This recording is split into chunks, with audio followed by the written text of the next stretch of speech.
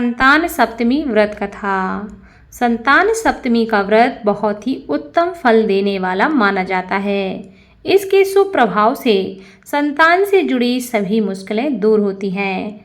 साथ ही इस व्रत को करने से समस्त प्रकार की इच्छाएं पूरी होती हैं। हिंदू पंचांग के अनुसार इस साल संतान सप्तमी का व्रत है वह 10 सितंबर 2024 को रखा जाएगा। ऐसा माना जाता है कि संतान सप्तमी का व्रत इसकी कथा के बिना अधूरा माना जाता है। इसलिए इस कथा को अवश्य सुने और इस कथा को सुनने या पढ़ने के बाद ही व्रत संपूर्ण होता है। एक समय की बात है, महाराज युधिष्ठिर ने भगवान कृष्ण से कहा कि हे प्रभु, कोई ऐसा व्रत बताइए जिसके प्रभाव से संतान से जुड़ी सभी समस्याओं का निवारण हो सके। यह सुनकर भगवान श्री कृष्ण कहने लगे, मैं तुमको एक पौराणिक कथा सुनाता हूँ, तुम ध्यान पूर्वक सुनो। एक समय की बात है, लोमस ऋषि वज्र रात की मथुरापुरी में वासुदेव देवकी के घर गए, जहाँ ऋषिराज का खूब सत्कार किया गया, जिससे वह प्रसन्न होकर उनको कथा सुनाने लगे। कथा के कहते लोमस ऋषि ने कहा कि हे देवकी, दुष्ट दुराचारी पापी कंस ने तुम्हारे कई पुत्र मार डाले हैं, जिसके कारण तुम्हारा मन अत्यंत दुखी रहता है। इसी प्रकार राजा निहुस की पत्नी चंद्रमुखी भी दुखी रहा करती थी, किंतु उसने संतान सप्तमी का व्रत विधि पूर्वक और भाव के साथ किया, जिसके प्रभाव से उसको संतान सुख की प्राप्ति हुई। यह सुनकर देवकी जी ने हाथ जोड़कर मुनि से कहा कि हे ऋषिराज, कृपा करके रानी चंद्रमुखी का संपूर्ण वृतांत तथा इस व्रत को सविस्तार से मुझे बतलाइए, जिससे मैं भी इस दुख से छुटकारा पा सकूं। तब लोमस ऋषि ने कहा कि हे देवकी, अयोध्या के राजा निहुस थे। उनकी पत्नी चंद्रमुखी अत्यंत ही सुंदर थी। उनके नगर में विष्णुगुप्त नाम का एक ब्राह्मण रहता था। उसकी पत्नी का नाम भद्रमुखी था। वह भी अत्यंत रूपवती और सुंदर थी। रानी और ब्राह्मणी में अत्यंत प्रेम था। एक दिन वो दोनों सरयू नदी के किनारे स्नान करने के लिए गईं। वहां उन्होंने देखा कि बहुत सी स्त्रियां सरयू नदी में स्नान करके निर्मल वस्त्र पहनकर एक मंडप में भगवान गौरी शंकर की मूर्ति स्थापित करके पूजा कर रही थीं। रानी और ब्राह्मणी ने यह देखकर उन स्त्रियों से पूछा कि अरे बहनों, यह तुम क्या कर रही हो? तुम यह किस देवता और किस कारण से पूजन इत्यादि कर रही हो? यह सुनकर स्त्रियों ने कहा कि हम संतान सप्तमी का व्रत कर रहे हैं और हमने भगवान गौरी शंकर का पूजन चंदन, अक्षत आदि से षोडोपचार विधि से किया है।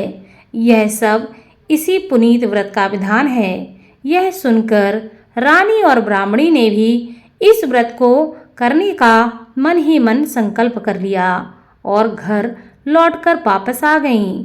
ब्राह्मणी भद्र ने इस व्रत को नियम पूर्वक किया, किंतु रानी चंद्रमुखी राजमद के कारण कभी इस व्रत को करती और कभी नहीं करती, कभी भूल हो जाती।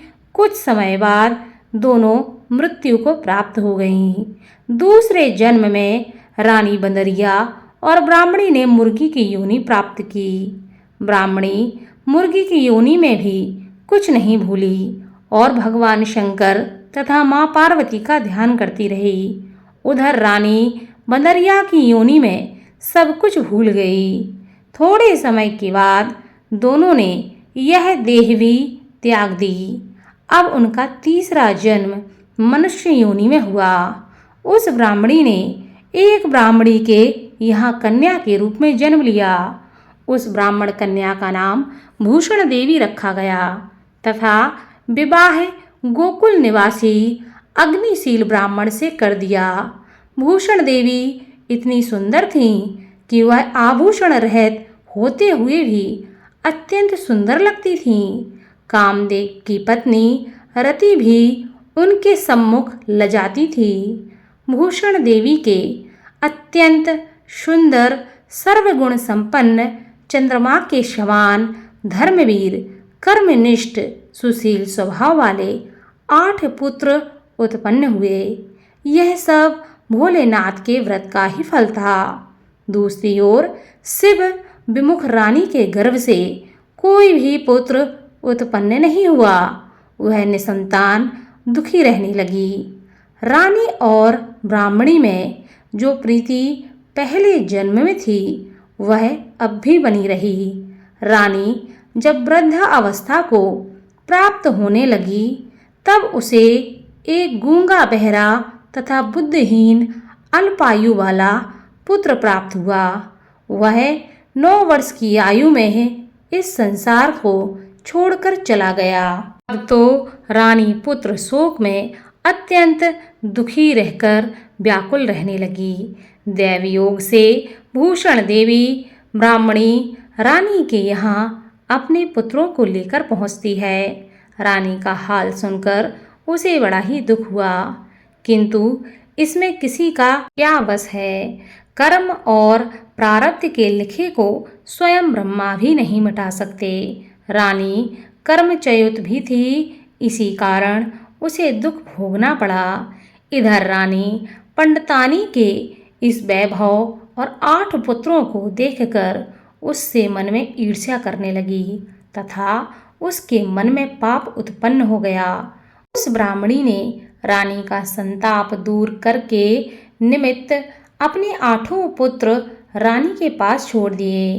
रानी ने पाप के वशीभूत होकर उन ब्राह्मणी के 8 पुत्रों की हत्या करने का विचार करके लड्डू में विष मिलाकर उनको खिला दिए। लेकिन भगवान शिव की कृपा से एक भी बालक की मृत्यु नहीं हुई। यह देखकर तो रानी अत्यंत ही चकित हो गई और इस रहस्य का पता लगाने के लिए उसने मन में ठान ली। भगवान शिव की पूजा से निर्वित होकर जब भूषण देवी आई तो रानी ने उससे कहा कि मैंने तुम्हारे पुत्रों को मारने के लिए उनको जहर मिलाकर लड्डू खिला दिए थे, किंतु इनमें से एक भी पुत्र नहीं मरा। ऐसा कौन सा दान तुमने किया है, कौन सा मंत्र तुमने किया है, यह मुझे बताओ, जिसके कारण तुम्हारे यह पुत्र नहीं मरे और तू नित नए सुख को भोग रही है। तेरा बड़ा सौभाग्य है। इनका भेद तू मुझसे निष्कपट होकर समझा। मैं तेरी जीवन भर ऋणी रहूंगी। रानी के ऐसे दीन वचन सुनकर भूषण ब्राह्मणी कहने लगी, सुनो, तुमको 3 जन्म का हाल कहती हूँ, सो ध्यान पूर्वक सुनना। पहले जन्म में तुम राजा निहुष की पत्नी थी और तुम्हारा नाम चंद्रमुखी था। मेरा नाम भद्रमुखी था और ब्राह्मणी थी।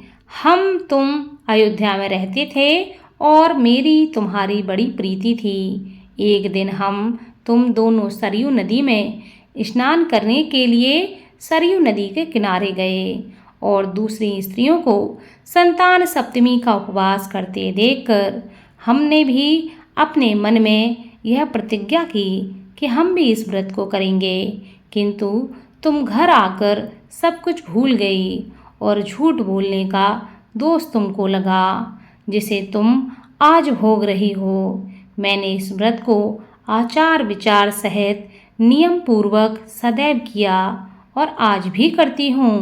दूसरे जन्म में तुमने बंदरिया का जन्म लिया तथा मुझे मुर्गी की योनि मिली। भगवान शंकर की कृपा से इस व्रत के प्रभाव तथा भगवान को इस जन्म में भी न भूली और निरंतर इस व्रत को नियम अनुसार करती रही। तुम अपने बंदरिया के जन्म में भी सब कुछ भूल गई थी। मैं तो समझती हूँ तुम्हारे ऊपर यह जो संकट है उसका एकमात्र यही कारण है और दूसरा कोई इसका कारण हो ही नहीं सकता। इसलिए मैं तो कहती हूँ कि अब तुम संतान सप्तमी को व्रत विधि विधान के साथ करो, जिससे तुम्हारा यह संकट दूर हो जाए। लोमस ऋषि ने कहा कि हे देवकी, भूषण ब्राह्मणी के मुख से अपने पूर्व जन्म की कथा तथा संकल्प इत्यादि सुनकर रानी को पुरानी बातें याद आ गईं और पश्चाताप करने लगी तथा भूषण ब्राह्मणी के चरणों में पड़कर क्षमा याचना करने लगी और भगवान शंकर पार्वती जी की अपार महिमा के गीत गाने लगी।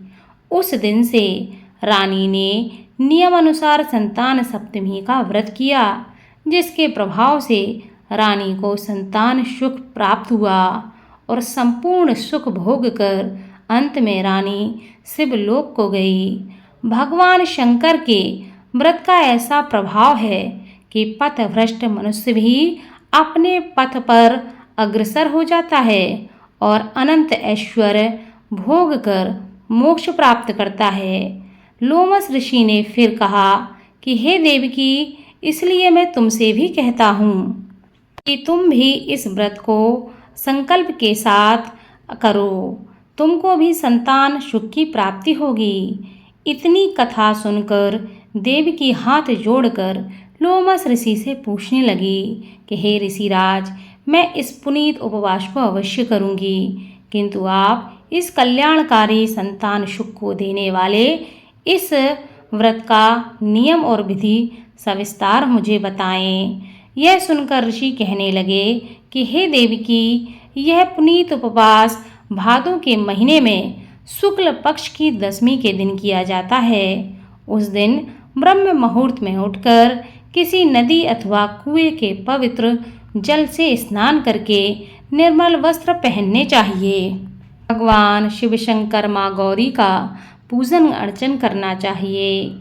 उस दिन भगवान शंकर माँ गौरी की मूर्ति स्थापित करें। इसके बाद एक रेशम का धागा या चांदी का कड़ा जिसमें 7 गांठें लगी हों या 7 डंडे बने हों, इस गड़े को धूप दीप अष्टगंध से पूजन करके अपने हाथ में बांधें। भगवान शंकर से कामना करें और प्रार्थना करें। तदंतर 7 पुआ बनाकर भगवान शिव को भोग लगावें और 7 ही पुत्र एवं यथाशक्ति सोने अथवा चांदी की अंगूठी बनाकर इन सबको एक तांबे के पात्र में रखकर षोडोपचार विधि से पूजन करके किसी सदाचारी धर्मनिष्ठ ब्राह्मण को दान दे देवें। इसके पश्चात 7 पुआ स्वयं प्रसाद के रूप में ग्रहण करें। इस प्रकार इस व्रत का पारण करना चाहिए। प्रति मास की शुक्ल पक्ष की सप्तमी के दिन हे देवकी, इस व्रत को इस प्रकार नियम पूर्वक करने से समस्त पाप नष्ट होते हैं और भाग्यशाली संतान की प्राप्ति होती है तथा अंत में शिवलोक की प्राप्ति होती है। हे देवकी, मैंने तुमको संतान सप्तमी का संपूर्ण विधान बता दिया है, उसको तुम करो। उसको अब तुम विधि पूर्वक करो, जिससे तुमको उत्तम संतान की प्राप्ति होगी। इतनी कथा कहकर भगवान आनंद कंद श्री कृष्ण ने युधिष्ठिर से कहा कि श्री लोमस ऋषि इस प्रकार हमारी माता को शिक्षा देकर चले गए। ऋषि की कथा के अनुसार हमारी माता देवकी ने इस व्रत को नियम पूर्वक किया, जिसके प्रभाव से हम उत्पन्न हुए। यह व्रत विशेष रूप से स्त्रियों के लिए कल्याणकारी है, परंतु पुरुषों को भी समान रूप से कल्याणदायक है। संतान सुख देने वाला, पापों का नाश करने वाला यह उत्तम व्रत है, जिसे स्वयं भी करें और दूसरों को भी करावें। नियम पूर्वक जो इस व्रत का पालन करता है और सच्चे भाव से पूजा अर्चना करता है, उन्हें संतान की प्राप्ति होती है। इसके साथ ही संतान से जुड़ी समस्त प्रकार की समस्याएं दूर होती हैं। संतान सप्तमी कथा संपन्न हुई।